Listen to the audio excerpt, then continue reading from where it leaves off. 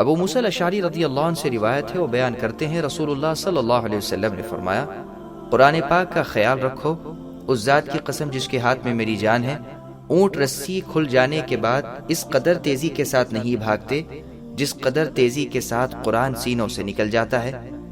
اس حدیث کو بخاری اور مسلم میں روایت کیا ہے۔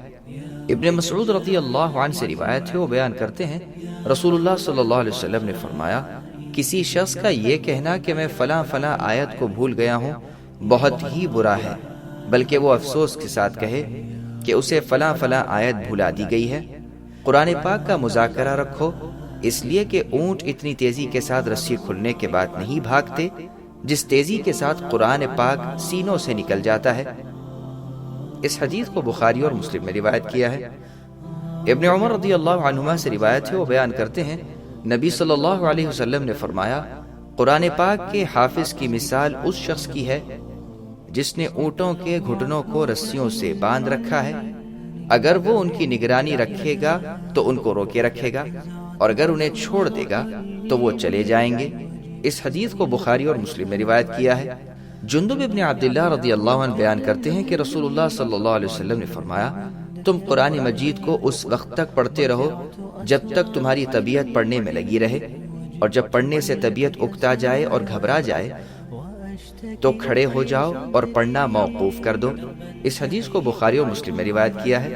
وضاحت: ہر عبادت بلکہ ہر کام کے لیے اطمینان اور خواہش اور دل بستگی ضروری ہے تاکہ وہ کام نہایت خشوع خضوع اور اخلاص سے ہو، اور جب کام کرنے سے طبیعت اچٹ جائے اور دل نہ لگے تو اس کام میں بہتری نہیں ہے۔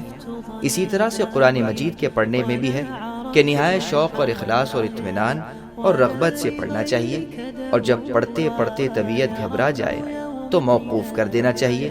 یہی حال ہر عبادت کے لیے ہے۔ قتادہ رحمہ اللہ بیان کرتے ہیں کہ انس بن مالک رضی اللہ عنہ سے دریافت کیا گیا، رسول اللہ صلی اللہ علیہ وسلم قرآن مجید کس طرح پڑھا کرتے تھے؟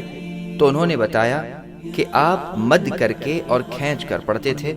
پھر بسم اللہ الرحمن الرحیم پڑھ کر بتایا کہ رسول اللہ صلی اللہ علیہ وسلم اللہ تعالیٰ کے لفظ کے لام کے الف پر مد کرتے، یعنی الف کو کھینچ کر پڑھتے، اور لفظ رحمان کے الف کو کھینچ کر پڑھتے، اور لفظ رحیم کی یا کو کھینچ کر پڑھتے، یعنی اس طرح بسم اللہ الرحمن الرحیم۔ اس حدیث کو بخاری نے روایت کیا ہے۔ ابو ہریرہ رضی اللہ عنہ سے مروی ہے کہ رسول اللہ صلی اللہ علیہ وسلم نے فرمایا کہ اللہ تعالیٰ کسی چیز کو اتنی خاص توجہ سے نہیں سنتے جتنی کہ اپنے نبی کی آواز کو جبکہ وہ قرآن مجید کو خوش الحان سے پڑھتے ہوں۔ اس حدیث کو بخاری و مسلم میں روایت کیا ہے۔ وضاحت: یعنی جب نبی صلی اللہ علیہ وسلم اللہ تعالیٰ کے کلام قرآن مجید کو زور سے اور اچھی آواز سے پڑھتے ہیں تو اللہ تعالیٰ خاص توجہ سے سنتے ہیں اور اس کو قبول فرماتے ہیں اور خوش ہوتے ہیں۔ عبداللہ بن مسعود رضی اللہ عنہ سے روایت ہے، وہ بیان کرتے ہیں رسول اللہ صلی اللہ علیہ وسلم نے مجھے فرمایا جبکہ آپ ممبر پر تشریف فرما تھے، اے عبداللہ تم مجھے تلاوت قرآن سناؤ۔ میں نے عرض کیا میں آپ کو پڑھ کر سناؤں جبکہ آپ پر قرآن پاک نازل ہوا ہے؟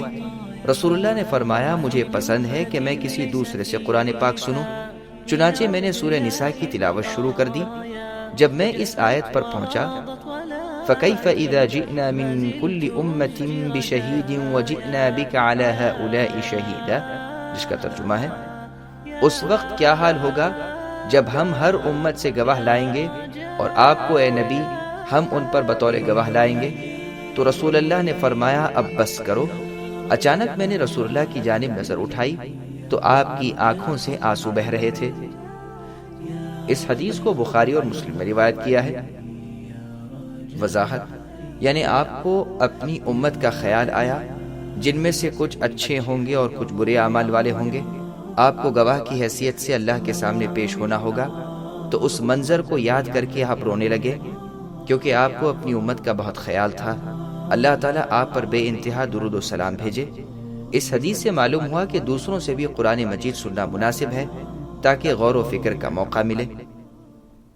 انس رضی اللہ عنہ سے روایت ہے، وہ بیان کرتے ہیں رسول اللہ صلی اللہ علیہ وسلم نے ابی بن کعب رضی اللہ عنہ سے کہا مجھے اللہ نے حکم دیا ہے کہ میں قرآن پاک کی تلاوت کر کے تمہیں سناؤں۔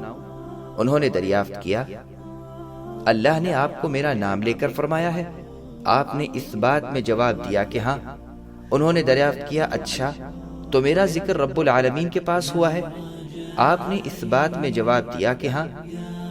اس پر خوشی سے ان کی دونوں آنکھیں آنسو بہانے لگیں، اور ایک روایت میں ہے کہ اللہ نے مجھے حکم دیا ہے کہ میں لم یکن الذین کفروا سورت کی تم پر تلاوت کروں۔ انہوں نے دریافت کیا کہ اللہ نے میرا نام لیا ہے؟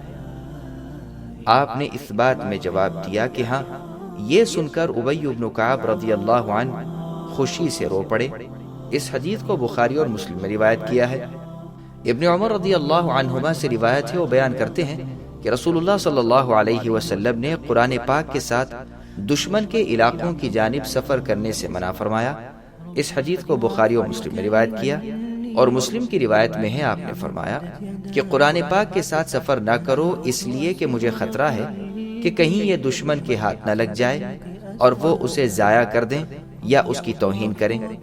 وضاحت: معلوم ہوا کہ اگر اہانت کا خطرہ نہ ہو اور اسلامی لشکر کی تعداد دشمن کو مرعوب کر رہی ہو تو ایسی صورت میں قرآن پاک کو ساتھ لے جایا جا سکتا ہے۔ واللہ اعلم۔ برا بن عازب رضی اللہ عنہ بیان کرتے ہیں، رسول اللہ نے فرمایا، اپنی آوازوں کے ذریعے قرآن کو مزین کرو۔ اس حدیث کو احمد، ابو داؤد، ابن ماجہ اور دارمی نے روایت کیا ہے۔ عبداللہ ابن عمرو رضی اللہ عنہما سے روایت ہے، وہ بیان کرتے ہیں رسول اللہ صلی اللہ علیہ وسلم نے فرمایا، جس شخص نے قرآن پاک 3 دنوں سے کم میں پڑھا اس نے اس کے معنی کو نہ سمجھا۔ اس حدیث کو ترمذی، ابو داؤد اور دارمی نے روایت کیا ہے۔ عقبہ ابن عامر رضی اللہ عنہ سے روایت ہے، وہ بیان کرتے ہیں رسول اللہ صلی اللہ علیہ وسلم نے فرمایا، بلند آواز سے قرآن پاک کی تلاوت کرنے والا اس شخص کی مانند ہے جو علل اعلان خیرات کرنے والا ہے، اور پوشیدہ قرآن پاک کی تلاوت کرنے والا اس شخص کی مانند ہے جو پوشیدہ خیرات کرنے والا ہے۔ اس حدیث کو ترمذی، ابو داؤد اور نسائی نے روایت کیا ہے۔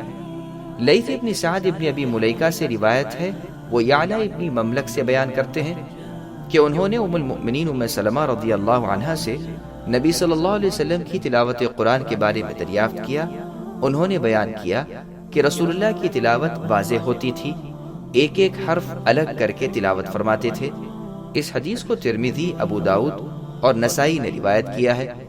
ابن جریج رحمہ اللہ سے روایت ہے، وہ ابن ابی ملیکہ سے وہ ام المؤمنین ام سلمہ رضی اللہ عنہ سے بیان کرتے ہیں، انہوں نے بیان کیا کہ رسول اللہ صلی اللہ علیہ وسلم ایک ایک آیت کو الگ الگ کر کے تلاوت فرماتے، چنانچہ الحمدللہ رب العالمین تلاوت فرما کر رک جاتے، پھر الرحمن الرحیم تلاوت فرماتے، پھر رک جاتے۔ اس حدیث کو ترمذی نے روایت کیا ہے۔ جابر رضی اللہ عنہما سے روایت ہے، وہ بیان کرتے ہیں کہ رسول اللہ صلی اللہ علیہ وسلم ہمارے پاس تشریف لائے، ہم قرآن پاک کی تلاوت کر رہے تھے، ہم میں دیہاتی اور غیر عربی بھی تھے۔ رسول اللہ نے فرمایا، تم جس طرح قرآن پاک کی تلاوت کر رہے ہو کرتے رہو، تم سب کی تلاوت درست ہے، البتہ مستقبل میں کچھ لوگ ہوں گے جو قرآن پاک کے حروف تکلف کے ساتھ ان کے مخارج سے نکال کر پڑھیں گے، جیسا کہ تیر کو سیدھا کرنے میں تکلف کیا جاتا ہے۔ وہ قرآن پاک کی تلاوت کا بدلہ دنیا میں جلد حاصل کرنا چاہیں گے، آخرت کا اجر ان کا مقصود نہ ہوگا۔ اس حدیث کو بیہقی نے شعب الایمان میں اور ابو داؤد نے سنن میں روایت کیا ہے۔ وضاحت: یعنی قرآن مجید کو صحیح اور صاف صاف پڑھنا چاہیے، راگ نہیں بنانا چاہیے۔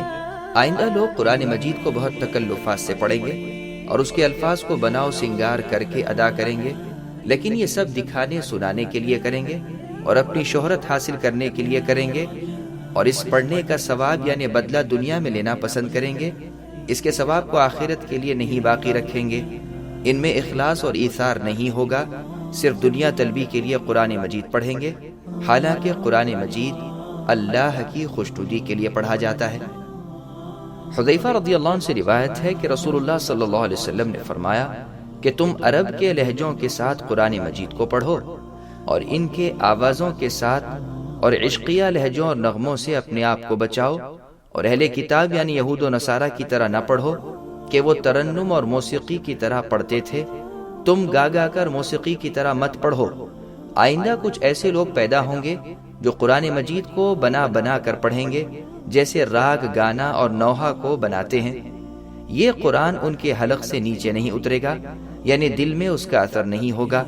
ان کے دل فتنے میں پڑے ہوئے ہوں گے، اور ان لوگوں کے دل بھی فتنے میں پڑے ہوں گے جن کو ان کا گانا اچھا معلوم ہوگا۔ اس حدیث کو بیہقی نے شعب الایمان میں روایت کیا ہے۔ وضاحت: قرآن مجید کو نہایت سادہ اور بغیر تکلف کے پڑھنا چاہیے۔ ترنم اور گاگا کر پڑھنا اہل عرب کا طریقہ نہیں ہے، بلکہ عیسائیوں اور یہودیوں کا طریقہ ہے، اور عشق بازوں کا۔ آئندہ آخر زمانے میں راگ اور گانے کے ساتھ پڑھیں گے جس کا اثر ان کے دل پر کچھ نہیں ہوگا، بلکہ لوگوں کو خوش کرنے کے لیے پڑھیں گے۔ ایسے لوگ فتنے میں مبتلا ہوں گے، خواہ پڑھنے والے ہوں یا سننے والے ہوں۔ ترجیح کے معنی خوش آوازی سے پڑھنے کے ہیں، لیکن یہاں گانے کے ساتھ پڑھنے کے ہیں جس کی ممانعت ہے۔ برا بن عازب رضی اللہ عنہ بیان کرتے ہیں، میں نے رسول اللہ صلی اللہ علیہ وسلم کو فرماتے ہوئے سنا، اپنی آوازوں سے قرآن کو حسین بناؤ، کیونکہ اچھی آواز قرآن کے حسن میں اضافہ کرتی ہے۔ اس حدیث کو دارمی نے روایت کیا ہے۔ سبسکرائب کیجئے ہمارے چینل اور دبائیے بیل کا آئیکن تاکہ آپ کو ریگولر نوٹیفیکیشن اپڈیٹس مل سکے۔